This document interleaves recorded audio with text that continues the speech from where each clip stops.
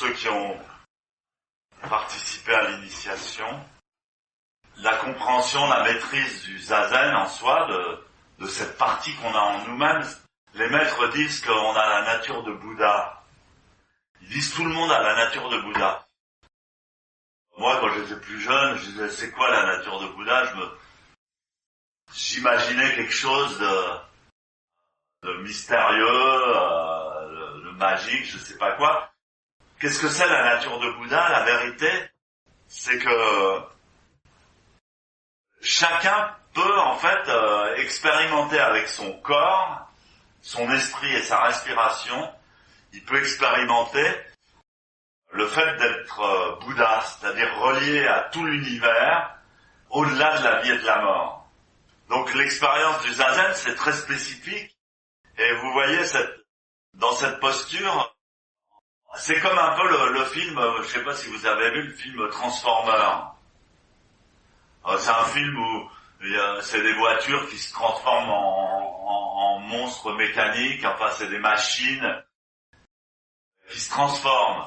Bon ben nous, on est un être plein d'illusions, mélangé dans les phénomènes, avec nos soucis, nos combats, nos qualités, nos défauts, etc. Et puis tout d'un coup, on se transforme en Bouddha. Et pour se transformer en Bouddha, il suffit de prendre la posture du Bouddha.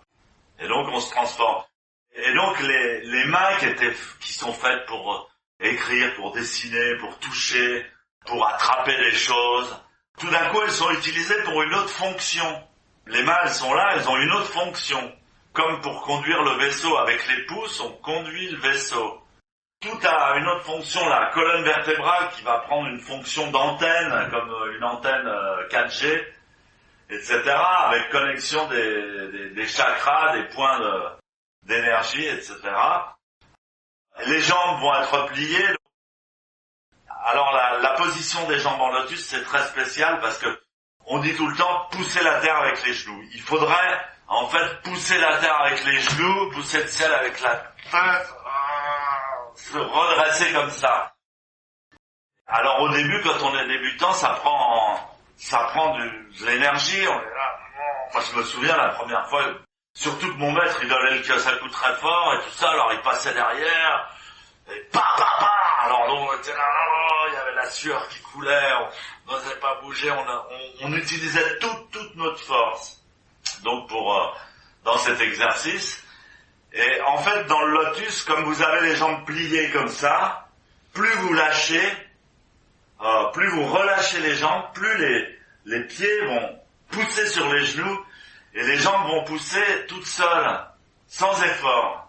Donc c'est une position complètement magique. Moi je pense à Transformers, allez voir ce film, vous allez comprendre. Donc tout d'un coup, crac, on est devenu autre chose qu'un être humain, on est devenu un Bouddha.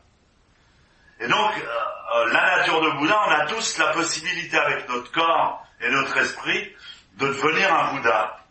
Alors évidemment il faut apprendre la technique, c'est comme dans tout, il y a une technique.